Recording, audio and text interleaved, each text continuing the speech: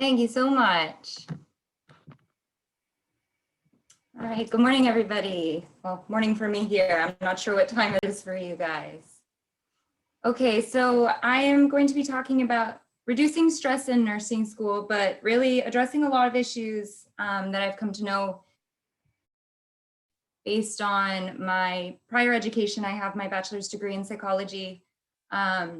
So I brought that forth with me, and I also was raised military, so I've moved around a lot here in the United States, and I kind of serve as a bit of a catalyst of change wherever I go. So it helped to inform a lot of the things that I ended up learning thereafter. So I have an immense spirit of inquiry, and I also have a tendency to question what's known. I genuinely love learning, innovating, and anything involving medicine and the health sciences. So I have a lot of quotes in here. I'm really big on inspirational quotes and, wise words from the past. So when we deny the story, it defines us. When we own the story, we can write a brave new ending. And this is basically starting off with the story of how I failed the semester before I was supposed to graduate with my BSN, which was my second degree. I'm not an advocate of defining people by numbers or how they perform on a test. I think that people are defined differently. However, I did have a near perfect academic track record before this one course where I had a 15% of my grade was one paper that I did write twice, but with the switch to virtual and some technical glitches, I had some issues. And I prioritized my peers and the people around me before I prioritized an assignment that I had already done. So I was a full-time nursing student in my final semester, and this was in the fall of 2020 during the pandemic. So what did I do? I got involved because I'm not a virtual learner. I do not like taking online courses. I'm all about the in-person feel. I ask a lot of questions. I'm a dialogic learner. So I did peer mentoring for the entire first semester cohort.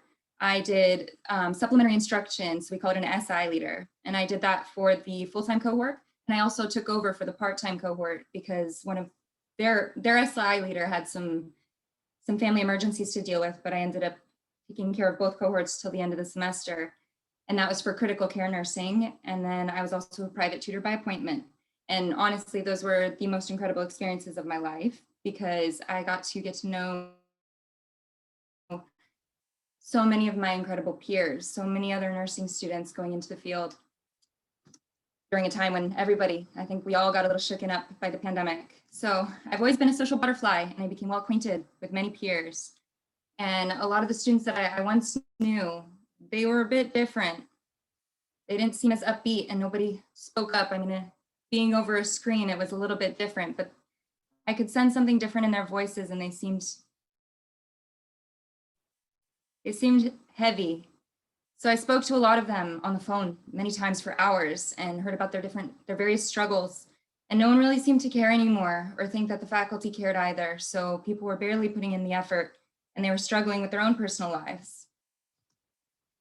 So I am suggesting a metapedagogical approach to a nursing curricula. And it would be a concept in which each student's unique lived experience, their learning preferences, and their existing strengths are all taken into consideration.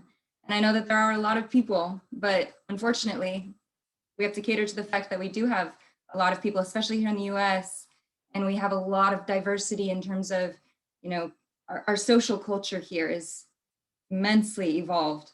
So educators can take the students through reflective assignments and in the first several weeks learn about how they learn.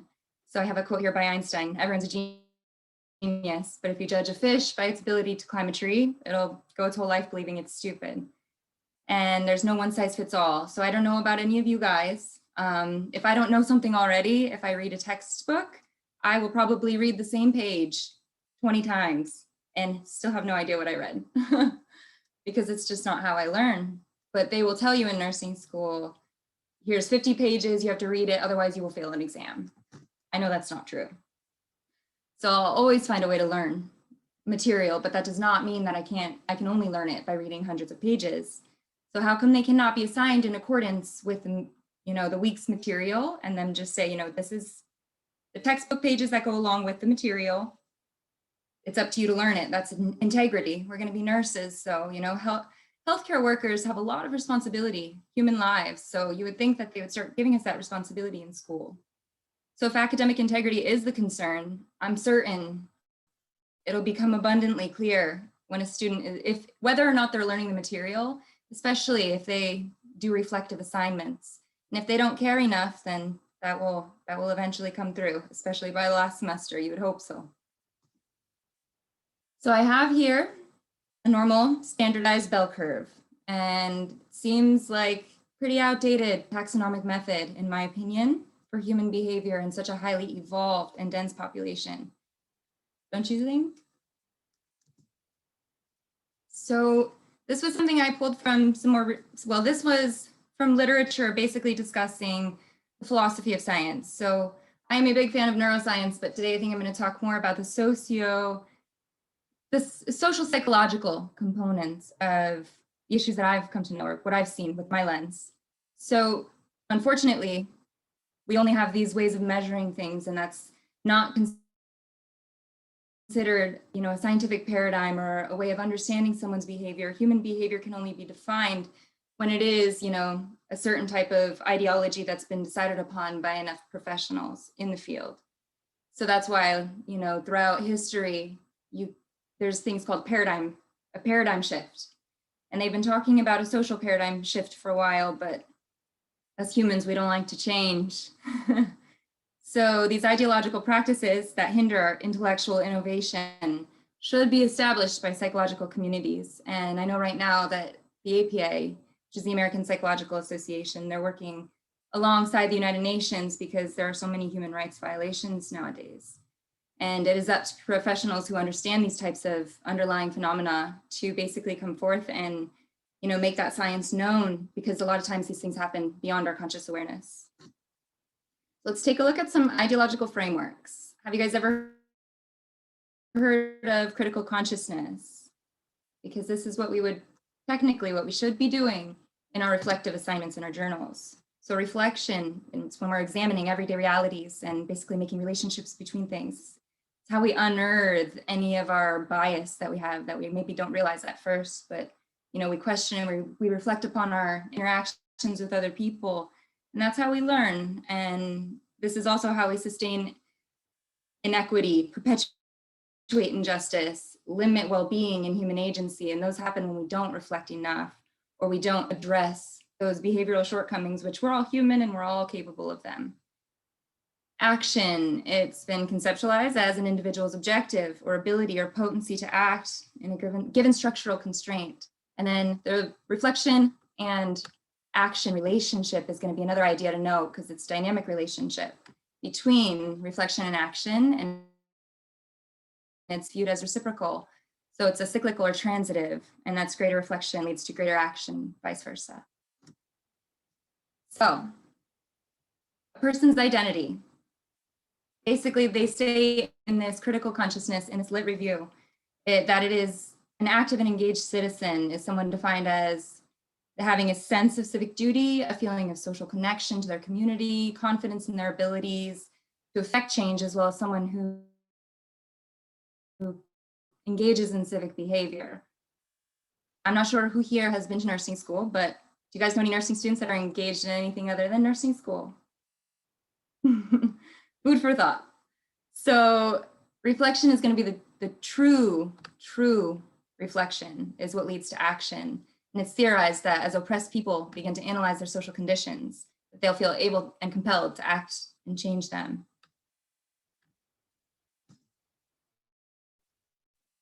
All right, so the goal of this particular framework is to objectify and address issues of systemic inequity. So inequities that have been happening for way longer than any of us have been here.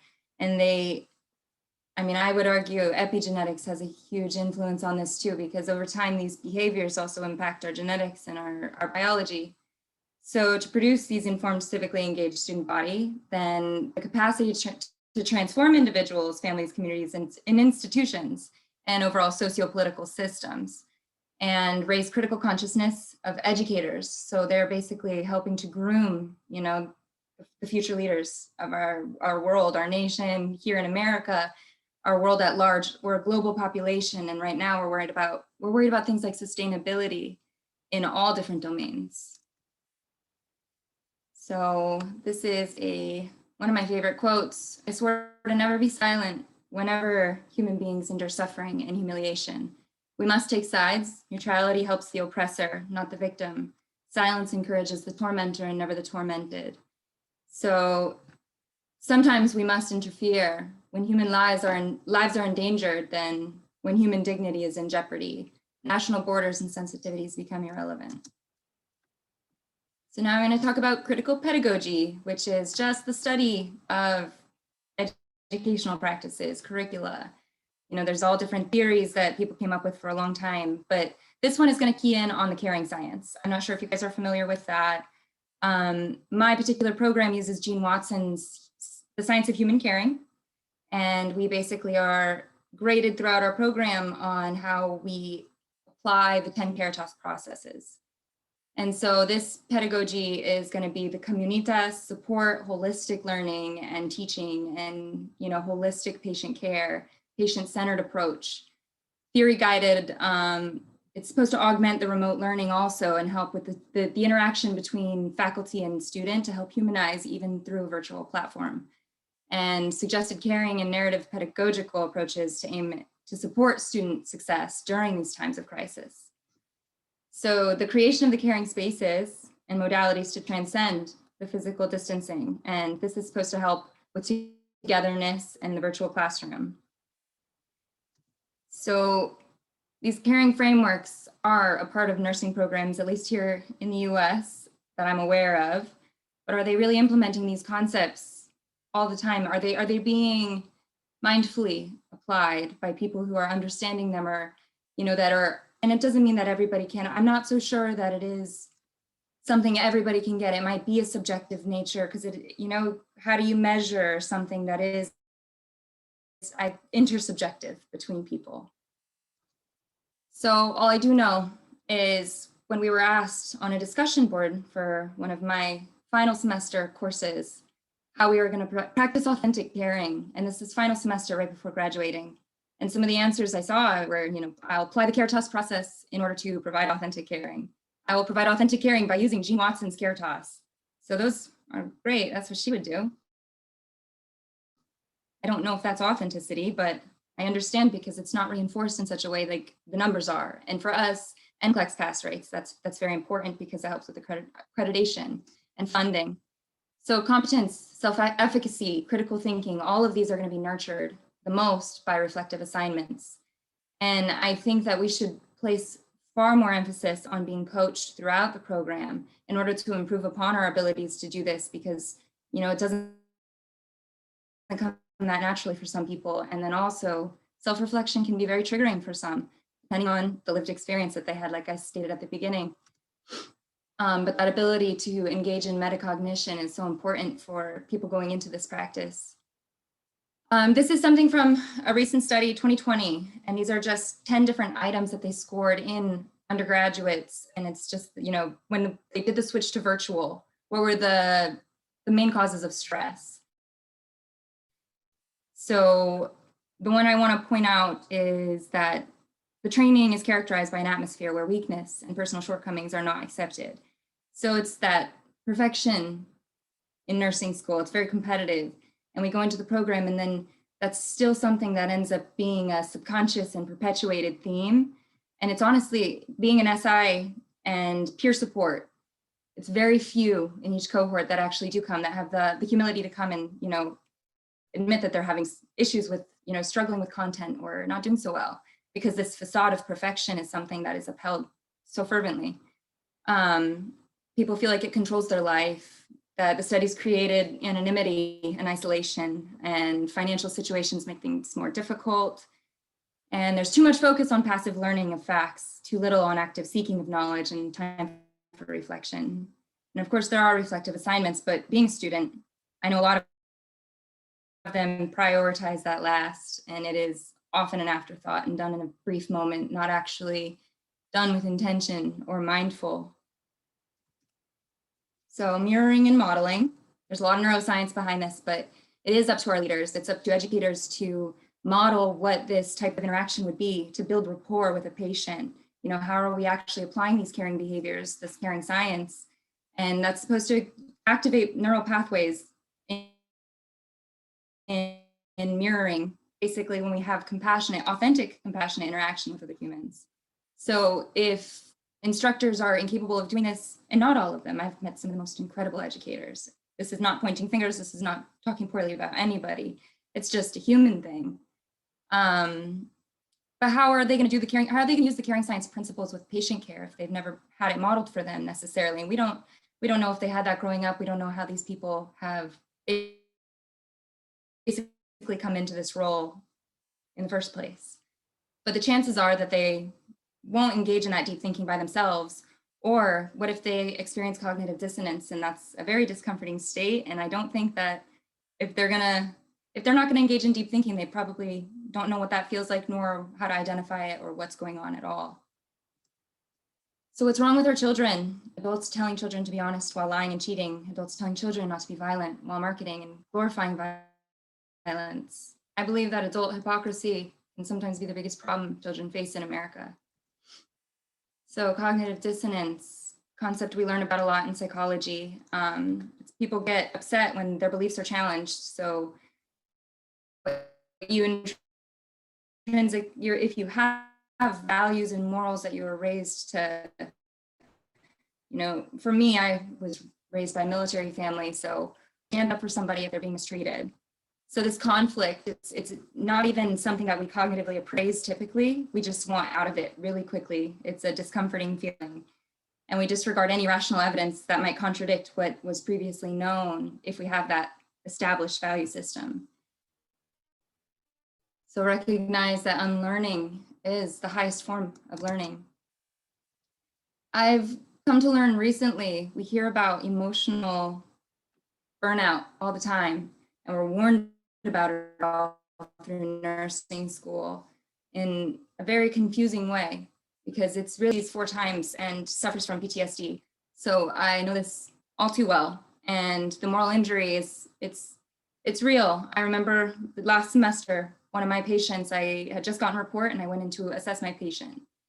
All I do know is that during report, they basically said she did not have a diagnosis of pancreatitis, but she did have symptoms basically indicating a pseudocyst at the head of the pancreas, dilated common bile duct, and elevated lipase.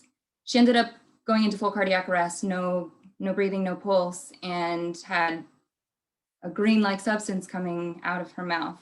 So that permeability in her pleural sac, she ended up having some serious respiratory distress. And I'm not sure what the outcome of that was, but I do know I went home,